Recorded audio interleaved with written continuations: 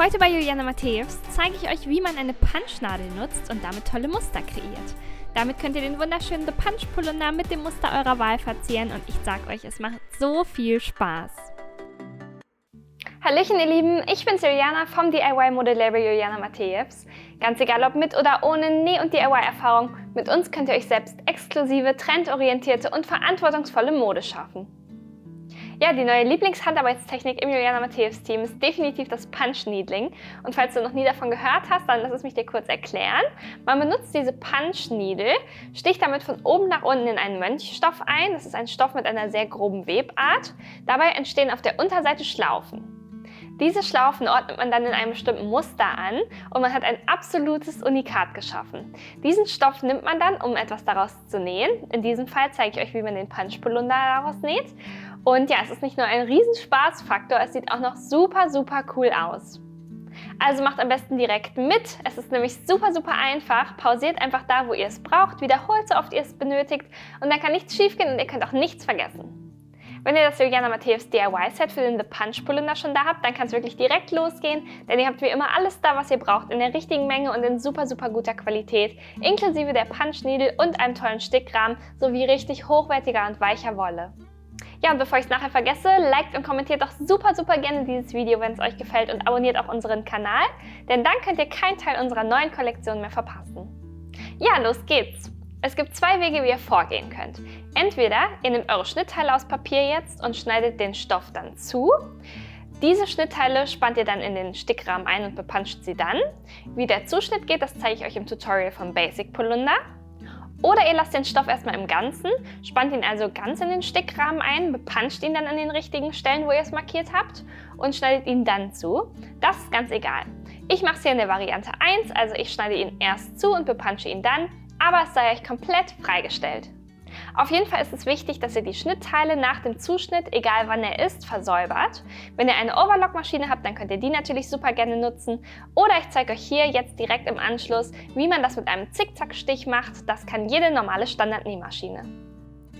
So, für das Versäubern mit dem Zickzackstich stellt ihr natürlich als erstes euren Zickzackstich ein. Und zwar, falls ihr was verstellen könnt, dann würde ich eine Stichbreite von 3,5 und eine Stichlänge von 1,6 mm jeweils einstellen. Das sieht dann aus wie hier links abgebildet.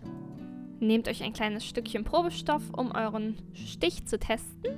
Denn wie ihr seht, hier der Mönchstoff, der franzt ziemlich doll aus. Deswegen ist es nämlich auch so wichtig, dass wir den einmal versäubern. Ich zeige euch das mit dem Nähen jetzt mit dem Zickzackstich. Platziert dazu immer die Kante, die ihr rechts versäubern möchtet, unter der rechten Kante des Nähfußes. Eure Nadel wird sich jetzt immer hin und her bewegen und rechts sollte die immer noch so knapp auf eurem Stoff landen oder knapp daneben. Und dann näht ihr einfach mal möglichst gerade immer entlang der Kante.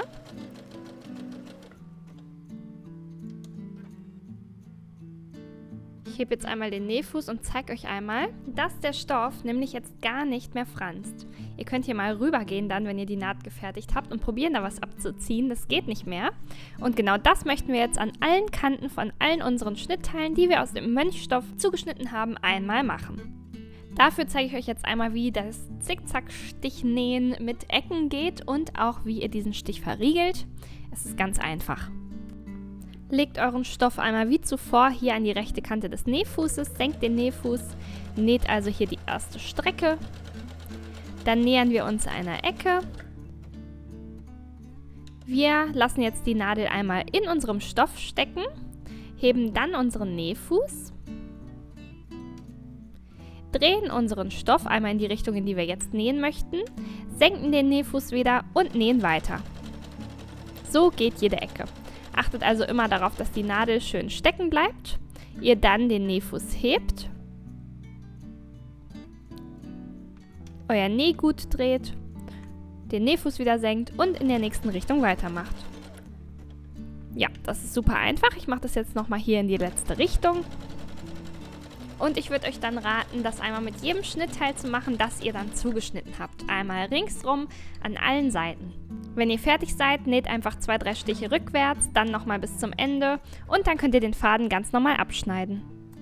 Außerdem eine Kleinigkeit, die etwas anders ist als beim Zuschnitt von dem Basic Polunder ist, dass ihr hier noch einmal das Vorderteil aus dem Einlagestoff zuschneidet, denn den brauchen wir anschließend nach unserem Punchen, um das Ganze zu fixieren.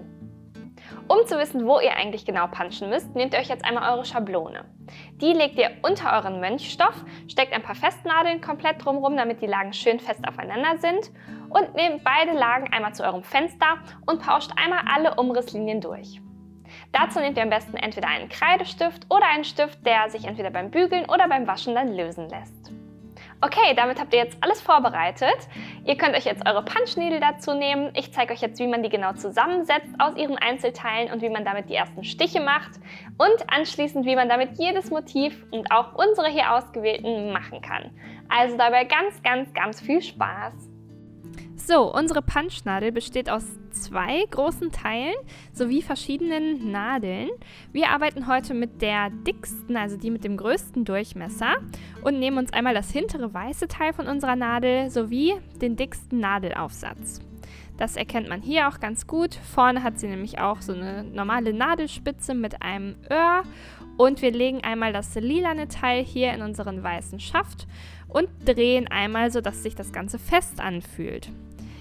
Das sieht jetzt also so aus. Wir haben jetzt die Nadelspitze mit dem weißen Teil verbunden, stecken das Ganze jetzt von hinten nach vorne in den vorderen Teil und können das jetzt einfach einmal drehen. Also immer weiter reindrehen, bis wir hier unsere Länge einstellen können, die Stichlänge.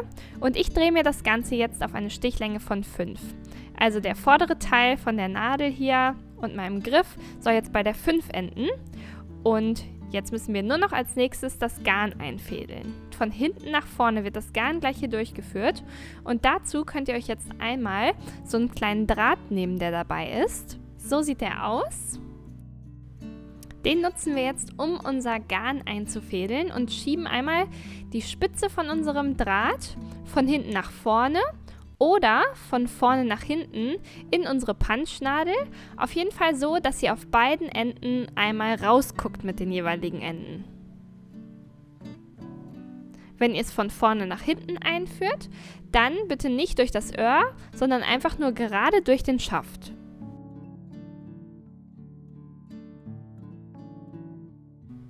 Super, dann seht ihr, auf beiden Enden guckt jetzt unser Draht hier heraus und wir können uns als nächstes unser Wollknäuel dazu holen.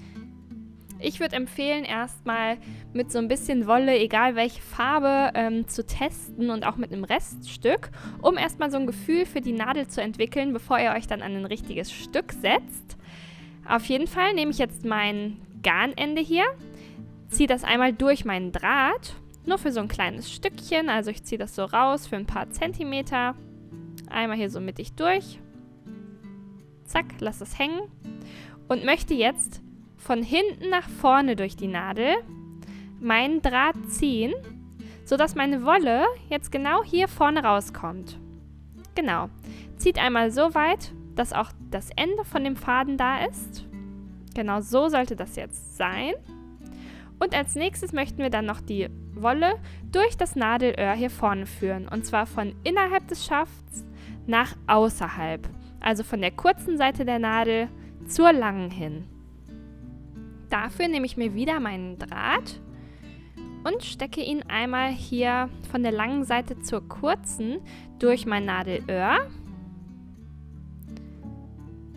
Führe dann meinen Faden wieder durch meinen Draht. Und ziehe dann an meinem Draht, sodass der Faden durch die Nadel geht. Macht das ein bisschen vorsichtig, denn der Draht ist sehr filigran. Und zieht dann noch das kurze Ende von eurem Faden genau durch das Nadelöhr, sodass jetzt ein Faden ganz von hinten durch die Punchnadel nach vorne und außen durch das Öhr geht.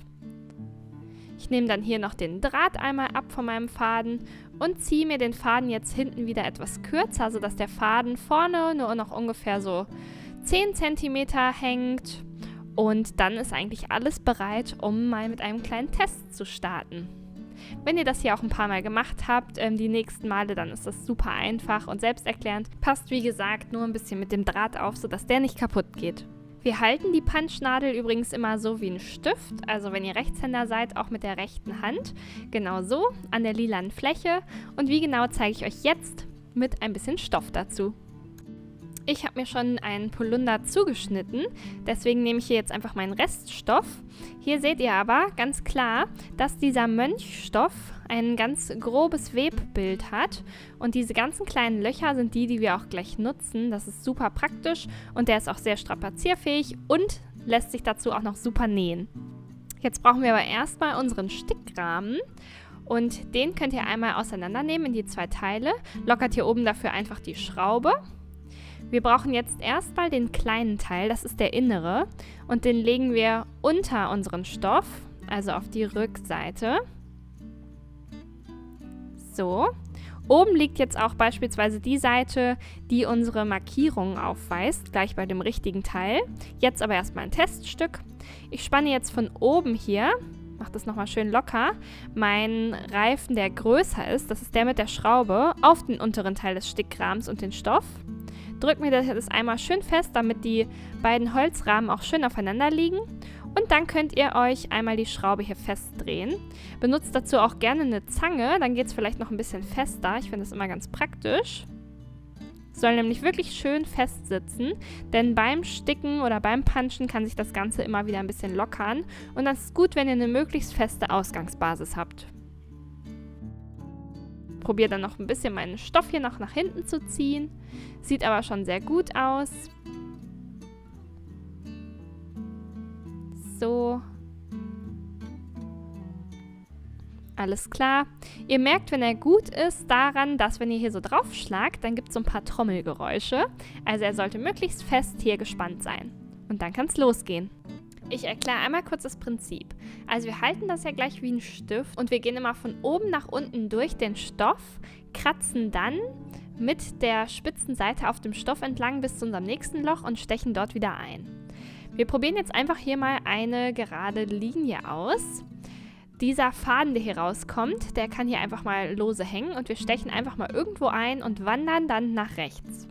Wichtig ist, dass unser Garn, das aus der Punch Needle kommt, immer locker ist. Also anders als beim Stricken oder anderen Techniken ist es nicht auf Spannung, sondern möglichst locker. Guckt mal, dass ihr genug abgewickelt habt. Erst dann legt ihr euch das Garn hier am Anfang einmal zur Seite, stecht also von oben nach unten in ein Loch ein, bis zum Anschlag, bis zu diesem weißen Bereich von unserer Nadel. Ich gehe hier also komplett rein. So, das war der erste Stich. Jetzt gehe ich langsam raus, aber hebe die Nadel nicht oberhalb des Stoffs an. Also die Nadelspitze bleibt immer auf dem Stoff, geht nur hier so ein kleines Stückchen weiter, nur diese paar Millimeter und geht sofort wieder rein. Wichtig, sowohl das Ende, was hier noch hängt, als auch das Ende, was aus eurer Nadel kommt, sollte die ganze Zeit locker sein. Nie unter Zug, denn sonst lösen sich hier unsere Stiche auf. Ich gehe wieder ein Stückchen weiter, steche dort wieder ein. Wenn es ein bisschen schwieriger geht, dann dreht einfach die Nadel so ein bisschen, macht es nicht mit Gewalt, sondern geht einfach so, dass es immer vorsichtig reingeht und dann immer ein kleines Stückchen weiter. Die Spitze der Nadel zeigt immer in die Richtung, aus der ihr kommt, die kurze Seite in die ihr wollt. Und wenn ihr mal merkt, hier hat sich gerade kein Stich gebildet, ihr bekommt da mit der Zeit ein Gefühl dafür, wie hier, ich habe das mal vorgemacht, dann gehe ich einfach mit der Nadel hoch, hebe dieses Mal die Spitze auch raus aus dem Stoff, löse den Stich, den ich vielleicht danach gemacht habe und den davor, indem ich einfach hochgehe und ziehe dann hinten an meiner Nadel, an meinem Garn, bis der Faden wieder so kurz ist, dass ich direkt hier mit der Nadel auf meinem Stoff sitze und mit meinen Fingernägeln verschließe ich einfach das kleine Loch im Stoff wieder, was sich da jetzt gebildet hat durch meine Nadel. Dann setze ich die Nadelspitze wieder auf und mache genau da weiter. Ja, und dann würde ich sagen, probiert das einfach mal aus, indem ihr hier immer wieder so ein kleines Stückchen weitergeht, einfach eine möglichst gerade Linie macht und dann gucken wir uns das Resultat mal an. Ich mache jetzt mal hier ein paar unterschiedlich große Stiche, denn dann könnt ihr gleich auf der Rückseite erkennen, was das eigentlich für ein Resultat dann ist. Schon mal kurz vorweg, es ist immer besser, wenn ihr die Stiche möglichst dicht aneinander macht, auch wenn es sich erstmal nach mehr Arbeit anfühlt. Die Arbeit lohnt sich, denn es wird viel, viel schöner das Ergebnis und ihr habt dann später weniger Auffüllarbeit, weil ihr dann schon so viele Schlaufen auf der Rückseite habt und dass es ein richtig schönes, gleichmäßiges Bild ist. Mit der Zeit werdet ihr auch mit Sicherheit immer schneller und wenn ihr das einmal drin habt, ich sage euch, das dauert gar nicht lange, dann macht es super, super viel Spaß. Ich zeige euch jetzt, wie eine Ecke geht. Wenn ihr gerade unten eingestochen habt, dann könnt ihr euren Stickrahmen einfach mal drehen in die Richtung, in die es jetzt gehen soll und einfach in die Richtung weiter sticken. Also super, super einfach. Ihr könnt es auch nicht nur für Ecken machen, sondern auch für Rundungen. Sticht einfach ein, wo ihr möchtet. Achtet einfach immer darauf, dass ihr quasi nach rechts arbeitet. Dann ist es am leichtesten. Aber ob ihr jetzt quer geht oder rund oder eine Ecke macht, das ist ganz egal. Wichtig ist auch, dass die Spitze immer auf dem Stoff entlang geführt wird und nie angehoben wird und dass euer Faden natürlich nie unter Spannung steht. Genau, dann sieht das Ganze so aus. Ich habe jetzt hier zum Beispiel noch ein paar größere Stiche gemacht und mache jetzt hier die nächste Ecke. Mache einfach noch so ein bisschen weiter, um euch gleich zu zeigen, wie das auf der Rückseite dann aussieht und was gut ist und was nicht so gut ist. So, wenn ich das Ganze also umdrehe, dann sieht man, dass an manchen Positionen, an denen ich die Stiche sehr eng gemacht habe, da sieht das Ganze richtig gut aus, denn diese kleinen Schlaufen, die hier entstehen, sind sehr nah beieinander. An anderen Stellen, an denen ich dachte, okay, ich mache die Stiche vielleicht ein bisschen größer, dort sind auch Abstände zwischen den Schlaufen zu sehen und das ist nicht das, was wir möchten. Also achtet gleich darauf, wenn ihr euer richtiges Muster macht, dass ihr immer möglichst eng, also wirklich in jedem Loch oder sogar auch gerne noch dazwischen, denn ihr kommt wirklich an jeder Stelle durch den Stoff, stecht. Nachdem ihr noch so ein bisschen rumprobiert habt, auch gerne mal probiert habt, eine kleine Fläche zu sticken oder zu punchen, dann kann es losgehen mit unserem richtigen Teil. Ich habe hier, wie gesagt, das Vorderteil von dem Polunder zugeschnitten und auch mein Muster, ich mache hier dieses mit den organischen Formen, einmal mit Umrisslinien aufgezeichnet. An welcher Stelle ihr anfangt und mit welcher Farbe ist vollkommen egal. Wichtig ist, da wo ihr anfangt, genau die Stelle möchtet ihr euch jetzt wieder mit dem Stickrahmen festmachen. Ich fange hier mit dieser länglichen Bananenform in der Mitte an, drehe mir hier die Schraube wieder etwas zu, gucke, dass alles schön fest sitzt, nutze auch dazu hier nochmal meine Zange. Und dann fange ich nämlich mit dem Rosaton an. Meine Punch Needle, die kann ich schon vorbereiten, indem ich, genau wie ich es euch am Anfang gezeigt habe, jetzt meinen rosanen Faden einfädel. Ja, dann ziehe ich mir den Stoff auch ringsum hier nochmal schön fest. Vorbereitung ist hier alles. So, und wenn ich das Gefühl habe, jo, das fühlt sich gut an, dann nehmt auch eure Punch Needle wieder in die Hand und los geht's. Ich platziere mir das also wieder schön hier gerade vor mir und möchte diese lange Form jetzt einmal komplett mit meinen Schlaufen füllen. Und zwar, wenn ich hier ja einsteche, dort wo meine Markierungen sind, dann sind die Schlaufen später auf der anderen Seite zu sehen. Das ist aber genau richtig. Ihr könnt meine Umrisse hier jetzt noch erahnen. Ich zeige sie euch nochmal. Also alles, was man jetzt hier sieht, diese ganze Fläche ganz hoch, hier, ganz bis nach oben, wo ich jetzt anfange, diese komplette Fläche möchten wir füllen. Ich mache den Start wie genau eben auch. Ich steche also irgendwo ein, lasse den Faden wieder überall möglichst locker hängen und gehe hier einfach mal weiter. Ich steche jetzt hier in ganz kleinen Abständen entlang meiner Form.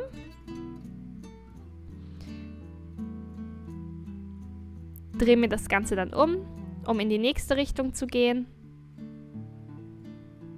Drehe mir das dann wieder weiter und gehe jetzt quasi immer so hin und her, bis ich wieder an meine Konturen komme, so ein bisschen wie ausmalen. Gehe dann immer ein Stückchen entlang der Kontur weiter und zur anderen Seite. Wie ihr das macht, also ob ihr jetzt quasi die Form einmal oben komplett ausfüllt und die immer weiter nach unten ausfüllt oder ob ihr vom Rand nach innen arbeitet, das ist euch komplett überlassen. Ich habe es beides hier getestet und es funktioniert beides einwandfrei, egal bei welcher Form. Ich mache es jetzt hier einfach so, dass ich von einer Seite anfange. Gleich bei einem Kreis mache ich es aber zum Beispiel von außen nach innen. Also ganz wie ihr mögt und wie es für euch am besten anfühlt. Hauptsache die Abstände sind klein. Ihr haltet die Nadelspitze immer in die Richtung, aus der ihr kommt. Dreht dann das Teil immer, wie ihr es braucht. Kratzt mit der Spitze über den Stoff und alles ist möglichst locker. Wenn etwas mal nicht so funktioniert und die Schlaufen sich nicht richtig bilden und immer wieder rausgehen, dann liegt es wahrscheinlich wirklich daran, dass eure Wolle vielleicht irgendwie einen kleinen Knoten oder sowas hat und da irgendwas stockt und nicht wirklich flüssig fließt. Also wickelt doch einfach immer so 1-2 Meter schon mal ab, vorsorglich. Dann kann da nichts irgendwie ins Stocken geraten und es wird dann super ordentlich. Wenn ihr hier bei mir mal im Zeitraffer zuschaut, dann seht ihr, dass ich auch manchmal kreuz und quer einfach nochmal so reingehe in die Stellen, wo ich denke, da ist irgendwie noch eine kleine Lücke, die schnappe ich mir nochmal. Bitte überspringt dabei nicht irgendwelche Löcher, sondern arbeitet euch da wieder langsam hin, denn ihr solltet es nie länger ziehen, irgendwie als einen halben Zentimeter oder sowas, euer Garn, sondern immer möglichst nah beieinander. Aber wie gesagt, wenn da eine kleine Lücke entsteht, dann könnt ihr die natürlich auch super gern im Nachhinein nochmal füllen. Puncht doch jetzt erstmal fleißig diese Form zu Ende. Kleiner Zeitsprung, ich möchte euch an dieser Stelle einmal zeigen, wie ihr das gleich macht, wenn ihr hier euer Schnittteil schon zugeschnitten habt, aber trotzdem noch relativ nah zum Rand sticken möchtet. Nach wie vor legt ihr euren unteren Teil von dem Stickrahmen einfach unter euren Stoff, legt dann den oberen Teil vom Stickrahmen drauf, auch wenn der Stoff hier nicht überall bis zum Rand geht. Je mehr ihr schon gepuncht habt, desto schwieriger wird es, den da rumzukriegen, weil es einfach ein bisschen voluminöser ist, aber ihr bekommt es hin. Drückt es einfach überall fest. Und jetzt ist diese Strecke hier trotzdem gespannt, auch wenn da noch eine Lücke ist. So könnt ihr auch trotzdem hier bis dorthin gleich schön punchen. Und das natürlich wie immer von der linken Seite dort, wo ihr auch eure Markierungen seht. Und dann also ein kleiner Zeitsprung zurück. Ich habe jetzt die ganzen rosanen Teile vorbereitet und fertig gepuncht und mache jetzt anschließend mit dem roten Bereich weiter. Das ist zum Beispiel dieser Kreis, den ich vorhin erwähnt habe. Hier habe ich es jetzt einfach mal so gemacht, dass ich von außen nach innen punche. Geht auch total gut. Dann muss man natürlich nicht so häufig wenden. Aber wie gesagt, wie ihr das macht und ob ihr jetzt erst alle rosanen Teile puncht oder ihr zwischendurch schon mal die Farbe wechselt und woanders weitermacht, ist total egal. Achtet einfach darauf, dass ihr möglichst konzentriert seid so dabei und alle Abstände möglichst gleichmäßig macht. Dann wird das Ergebnis am besten. Und genau, ich würde sagen, weiter geht's. Ich zeige euch jetzt auf jeden Fall gleich mal, wenn diese Fläche hier fertig gefüllt ist, wie ihr das Ganze handhabt, wenn ein Bereich komplett fertig ist. Es ist ganz wichtig, dass ihr das immer genau so macht, wie ich es euch jetzt zeige.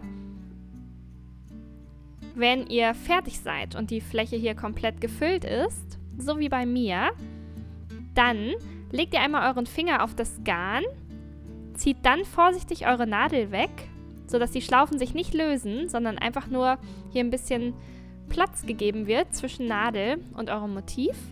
Und dann schneidet ihr den Faden einmal ab. Der beste Moment natürlich immer, wenn man es umdreht und sein Werk bestaunt. So sollte das jetzt aussehen. Beendet jetzt alle Motive mit allen Farben von eurem Design. Wenn ihr die Fäden jetzt auf der Rückseite hängen habt, dann zieht da bitte nicht mehr dran, bis wir dann gleich, wenn das Motiv komplett fertig ist, die Einlage einmal aufbügeln. Sollte euch da aber irgendwie doch nochmal was drankommen und ihr entdeckt noch eine Lücke oder es geht euch noch was auf, dann habt ihr jederzeit die Möglichkeit, das einfach nochmal zu füllen. Fädelt dafür eure Punchnadel einfach nochmal ein, macht da weiter, wo ihr möchtet und ja, das Ganze ist wirklich gar kein Problem. Wenn ihr das Motiv dann fertig habt und mit dem Ergebnis zufrieden seid, so wie ich jetzt, dann nehmt euch eure Einlage, die ihr ja am Anfang schon zugeschnitten habt, dazu und legt jetzt die raue Seite auf das Motiv und zwar auf die Seite, wo die ganzen Fäden hängen. Die weiche Seite von der Einlage liegt also jetzt oben. So, ich stecke mir dann ein paar Stecknadeln ringsum meinen Stoff und meine Einlage, damit das beides schön aufeinander sitzt und genau so aufeinander liegt, wie ich es gleich auch aufbügeln möchte.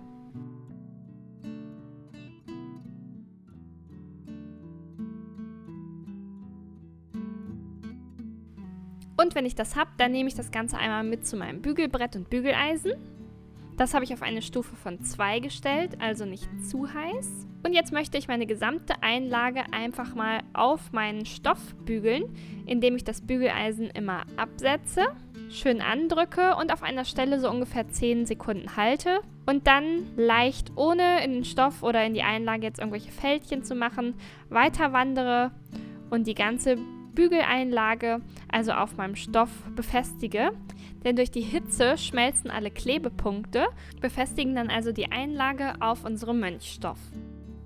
Übrigens, wenn ihr dann bald fertig seid und auf der Suche seid nach neuen Ideen oder Outfit-Inspirationen, zum Beispiel für diesen Punch-Polunder, dann schaut doch super mal gerne auf unserem Instagram-Kanal julianamatthäus_official vorbei und folgt uns, denn da teilen wir täglich coole neue Outfit-Inspirationen, Gewinnspiele, kostenlose Schnittmuster und ganz, ganz viel mehr. Also wir freuen uns über unsere täglich wachsende Community und wenn ihr bald ein Teil davon seid.